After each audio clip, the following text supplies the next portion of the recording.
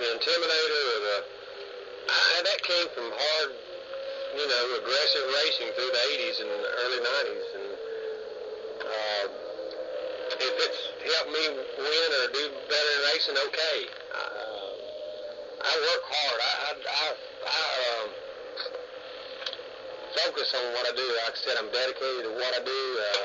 I'm not going to do it half-heartedly. If I'm going to race and race to win, I'm going to put my total effort into it.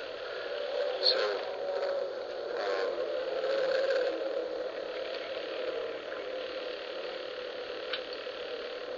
stay focused.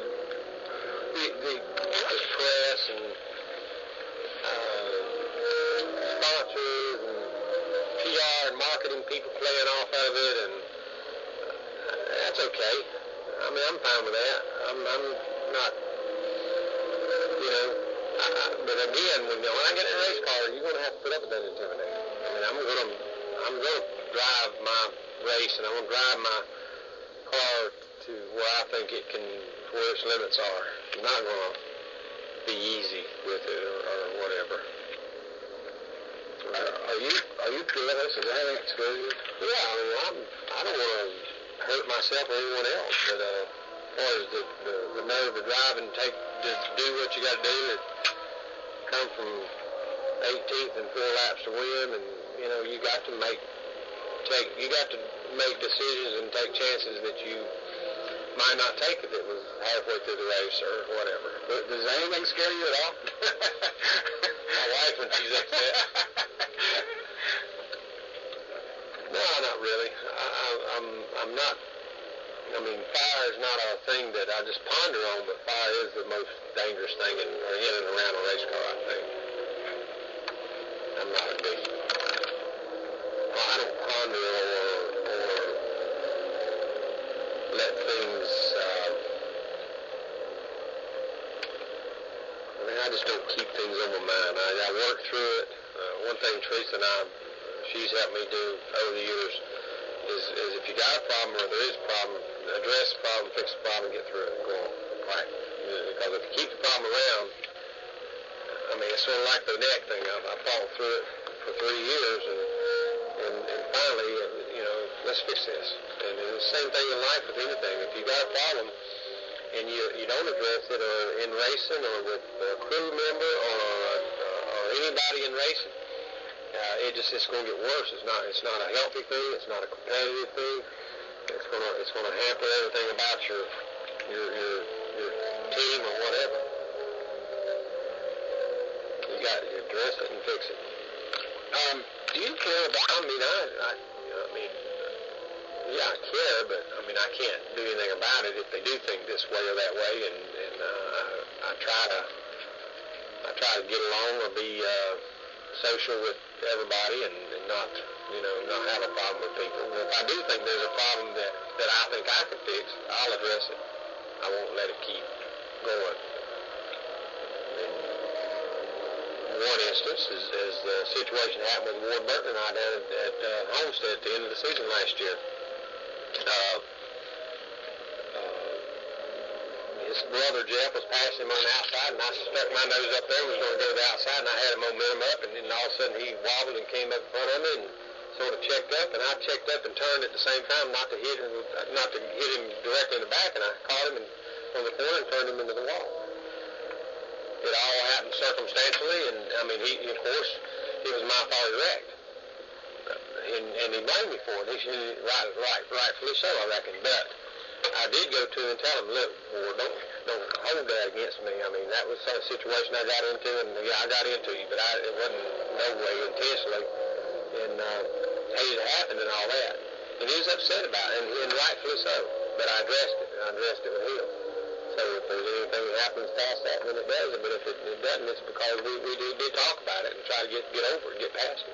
Well, I talked to Terry about the Brentsville this physical, and he just laughed. He said, well, that's racing, Well, it is, but again, Terry and I talked. And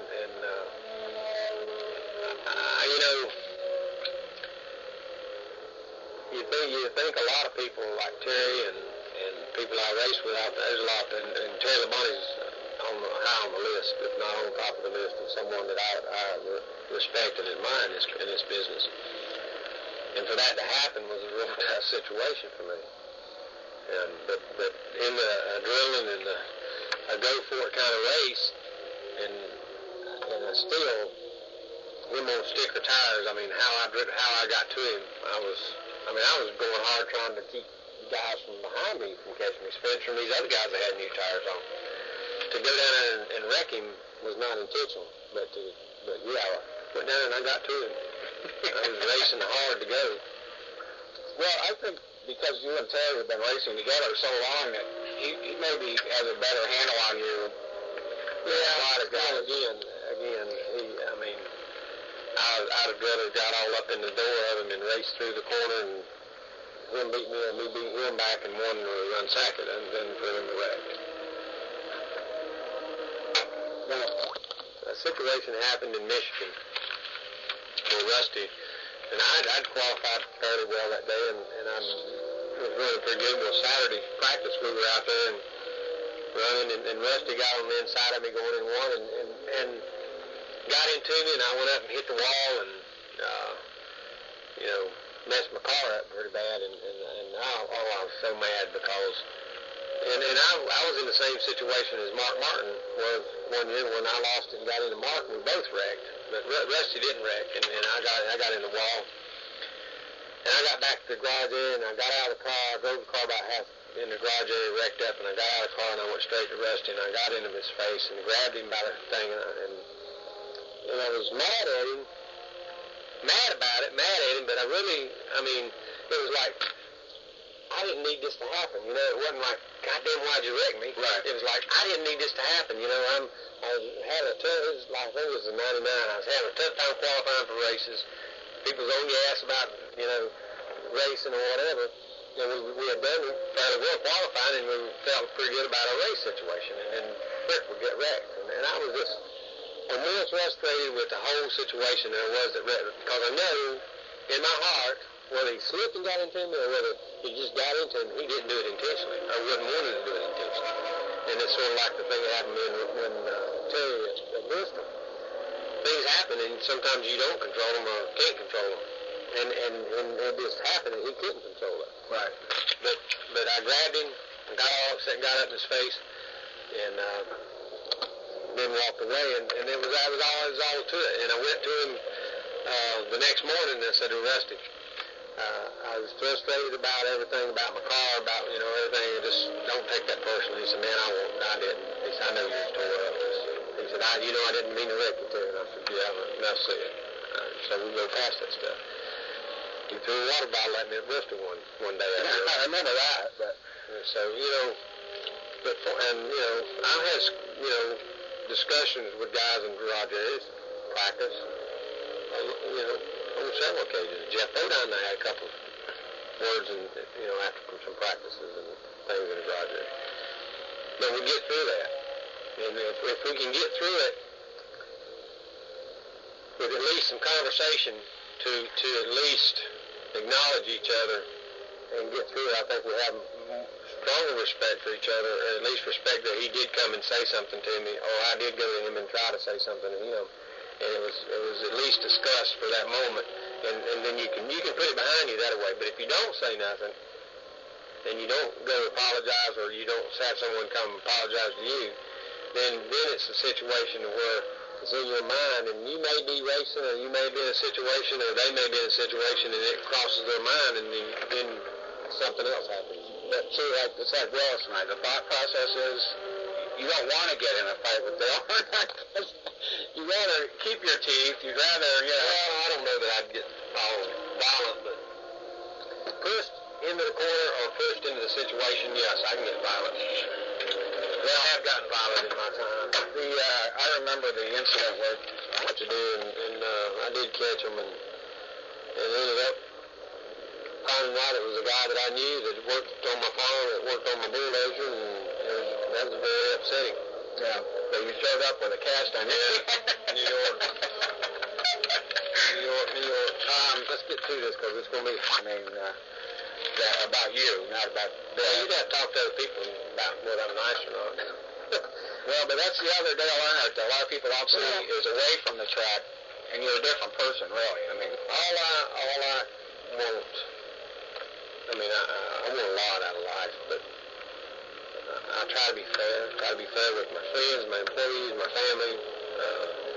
And when you're fair with someone, then you're showing them respect. You're showing them, you know, friendship.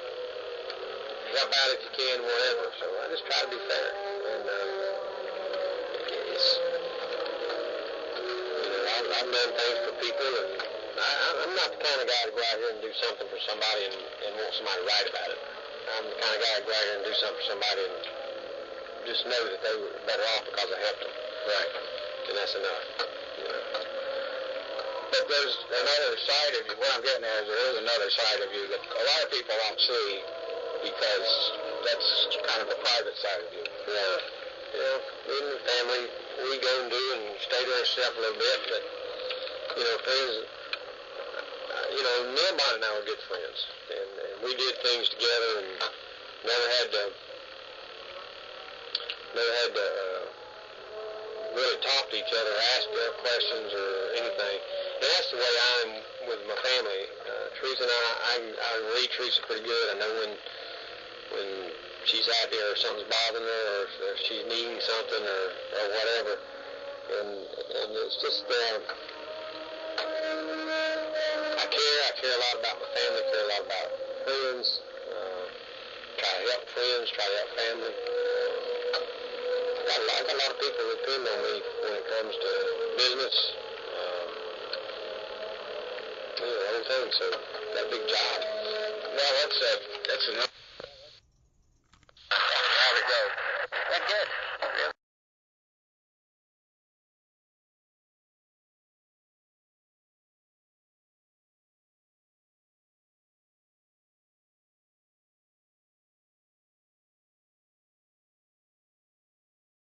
I saw your post on Twitter for a couple hours ago saying, on this day I do not mourn his death. I thank God that he lived.